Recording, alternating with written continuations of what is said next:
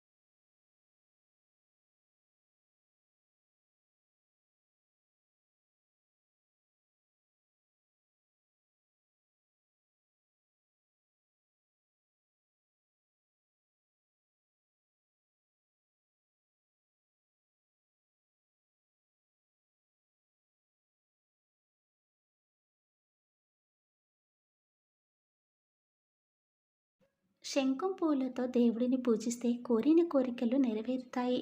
మల్లెపూలతో దేవుడిని పూజిస్తే అనారోగ్య సమస్యలు తొలగిపోయి మంచి ఆరోగ్యం లభిస్తుంది.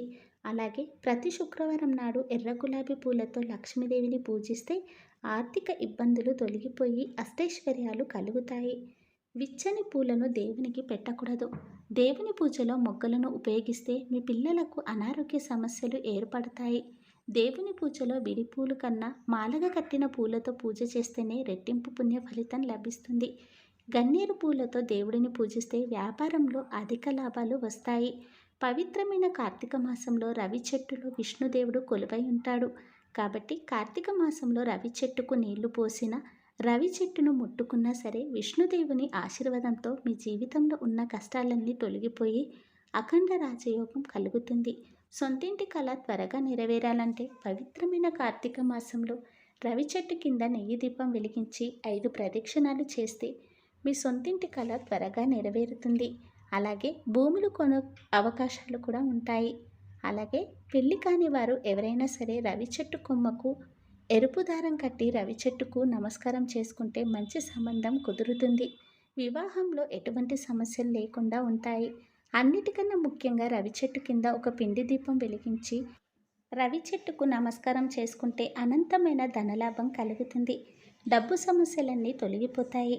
ఇంట్లో పూజ చేసేటప్పుడు కొబ్బరికాయలో పువ్వు వస్తే మాత్రం మీరు చేసే పూజలకు దేవుని ఆశీర్వాదం లభించిందని సంకేతం. ఒకవేళ కొబ్బరికాయ కుళ్ళిపోతే అపశకునంగా భావిస్తారు. అలాంటప్పుడు కుళ్ళిపోయిన కొబ్బరికాయను తీసేసి కొత్త కొబ్బరికాయను కొడితే ఎలాంటి దోషం ఉండదు. అలాగే చాలామంది ఇళ్లల్లో తరచూ పాలు పొంగిపోతూ ఉంటాయి. అనుకోకుండా మీ ఇంట్లో పాలు పొంగితే మీ ఇంట్లోకి లక్ష్మీదేవి రాబోతుందని సంకేతం. కలమంద మొక్కని అదృష్టం మొక్కగా భావిస్తారు. కాబట్టి కలమంద మొక్కను పెంచుకుంటే మీకున్న సమస్యలన్నీ త్వరగా తొలగిపోతాయి. జీవితంలో ఉన్న అష్టదరిద్రాలు తొలగిపోయి మీ ఇంటికి అష్టైశ్వర్యాలు కలుగుతాయి. గణపతికి ప్రీతికరమైన వాటిలో గరిక ఒకటి. ప్రతి బుధవారం నాడు 21 గరిక ఆకులను గణపతికి సమర్పిస్తే మీ మనసులో ఉన్న కోరికలన్నీ త్వరగా నెరవేరుతాయి. మన హిందూ ధర్మంలో చీపురుని లక్ష్మీదేవి రూపంగా భావిస్తారు. అయితే వాస్తుశాస్త్రం ప్రకారం శనివారం నాడు కొత్త చీపురును కొంటే డబ్బు పరంగా మీ ఇంటికి కలిసొస్తుంది. చీపురుని ఎట్టి పరిస్థితులను వంటగదిలో పెట్టకూడదు. అలాగే ఇంటి ముందు ఎట్టి పరిస్థితులను నిమ్మకాయ చెట్టు, జామ చెట్టు ఉండకూడదు. ఈ 2 చెట్లు ఇంటి ముందు ఉంటే మీ ఇంటికి వాస్తు దోషాలు ఏర్పడతాయి. దీని కారణంగా మీ కుటుంబంలో అనేక సమస్యలు ఏర్పడతాయి. అలాగే గోరింటాకు చెట్టును కూడా ఇంటి దగ్గర పెంచుకోకూడదు. మందార చెట్టును పెంచుకుంటే వాస్తు దోషాలు తొలగిపోతాయని పండితులు చెబుతున్నారు. ఇంటి దగ్గర ముళ్ళ మొక్కలను పెంచకూడదు. ఈ మొక్కలు మీ ఇంట్లో ఉంటే మీ జీవితంలో ఇబ్బందులు పెరుగుతాయి. కాబట్టి మీ ఇంటి దగ్గర ముళ్ళ మొక్కలు ఉంటే వెంటనే వాటిని తొలగించండి. ఫ్రెండ్స్, ఈ వీడియో కనుక మీకు నచ్చినట్లయితే ప్లీజ్ లైక్ చేసి మీ ఫ్రెండ్స్కి షేర్ చేయండి. అలాగే మా కొత్త వీడియోస్ మీకు వెంటనే చేరాలంటే మన ఛానల్ని సబ్స్క్రైబ్ చేసుకొని పక్కనే ఉన్నటువంటి బెల్ ఐకాన్ని ప్రెస్ చేయండి.